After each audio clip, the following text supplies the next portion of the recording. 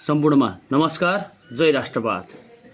वैशाख 7 गते अर्थात् भोलिका दिन विशेष दिन, देश बचाउने र बनाउने दिन, अवस्था बदल्न व्यवस्था बदल्ने दिन। राष्ट्रिय प्रजातन्त्र पार्टी रापरपाले आह्वान गरेको भोलिको विशाल आन्दोलनमा सहभागिता जनाउन सम्पूर्ण राष्ट्रवादी न्यायप्रेमी जनसमुदायहरूलाई म हार्दिक अपील र अनुरोध गर्दछु। साथीहरू, यो आन्दोलन कुनै पार्टीलाई माथि ल्याउन या कुनै व्यक्तिलाई नेता बनाउन गरिएको आन्दोलन होइन।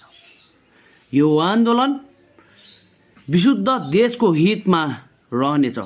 देशमा भएको चरम भ्रष्टाचारको अन्त्य गर्नको निमित्त, देशमा भएको विथितिको अन्त्य गर्नको निमित्त गरिएको एउटा यो अन्याय विरुद्धको लडाई हो साथीहरू। भोलि न्यायलाई जिताउने लडाई हो साथीहरू। त्यसैले सम्पूर्णले आफ्नो समय, महत्त्वपूर्ण समय निकालेर उपस्थित भइदिनु हुन विनम्र अनुरोध गर्दछु।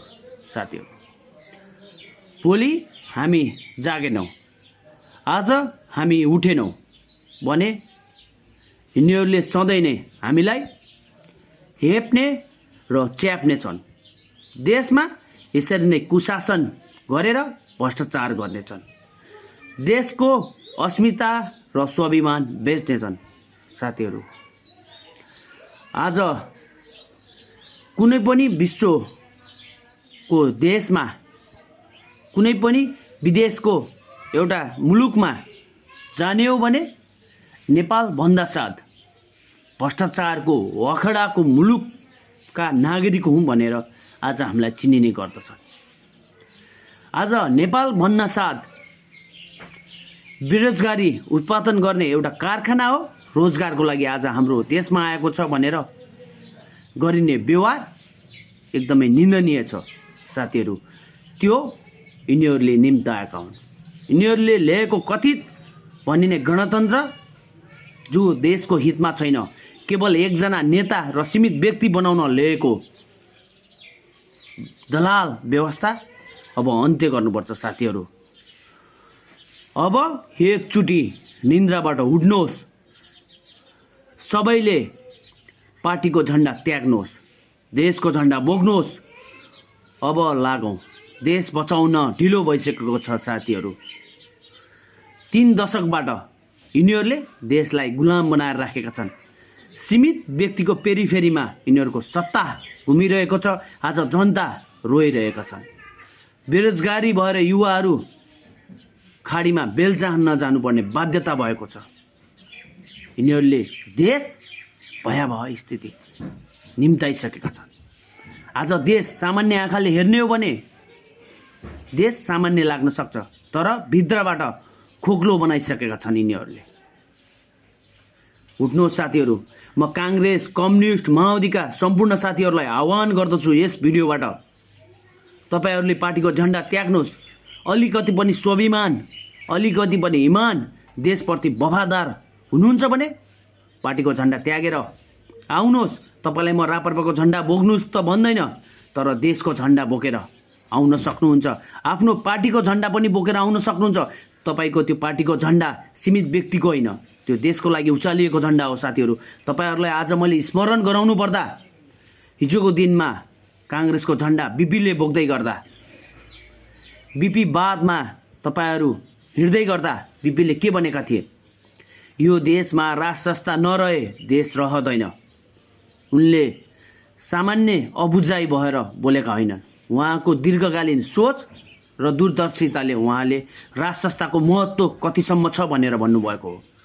उहाँले भन्नुभएको थियो, यो देशमा राज संस्थालाई केही हुन्छ या राजालाई केही हुन्छ भने सबैभन्दा अगाडि मेरो घाँटी म थाप्न तयार छु भनेर। आज काङ्ग्रेसका साथीहरू तयार हुने कि नहुने? यो देश बचाउनको लागि, यो देशको अस्मिता जोगाउनको लागि माओवादीको त के कुरा गर्ने? उनीहरू खान लुट्न नपाएर जङ्गल छिरेका थिए भनेर आज पुष्टि भएको छ।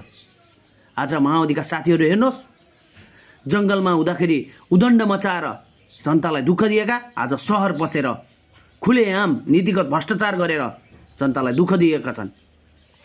तैपनि जो कमरेड साथीहरू हुनुहुन्छ देशको लागि साँच्चीकै बन्दुक बोकेर उनीहरूको पछाडि तपाईँहरू लाग्नुभएको थियो, उनीहरूको बहुकापमा हिँड्नुभएको थियो। तर आज तपाईँहरूको आँखा खुलिसकेको छ भने उठ्नुहोस्, तपाईँहरू पनि जाग्नुहोस्।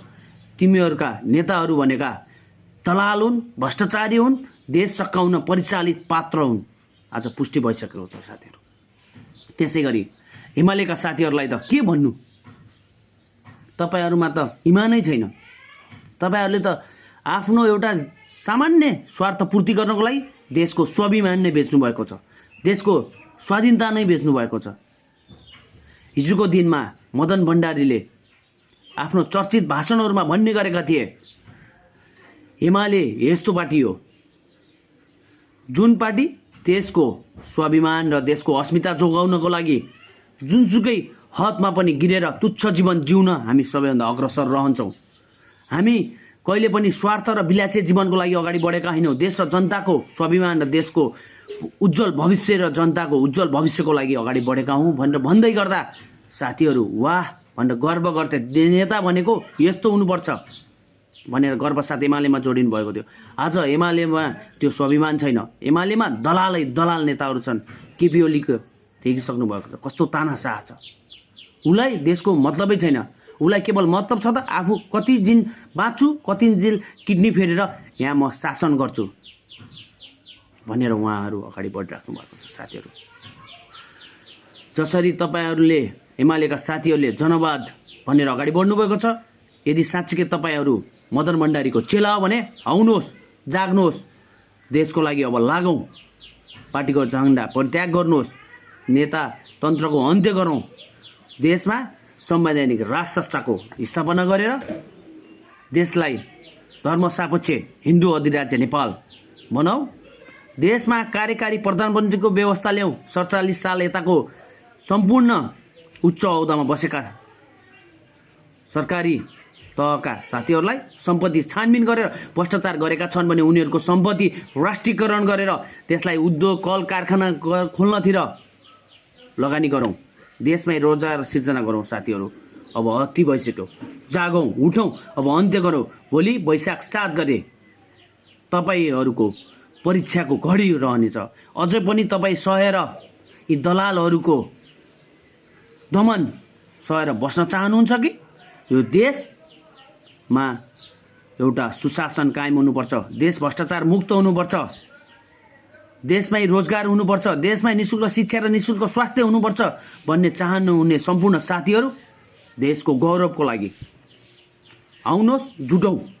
भोलि भेट्नुपर्छ तपाईँहरू सबलाई। हामी भोलि कुनै पनि निषेधित क्षेत्र मान्ने छैनौँ।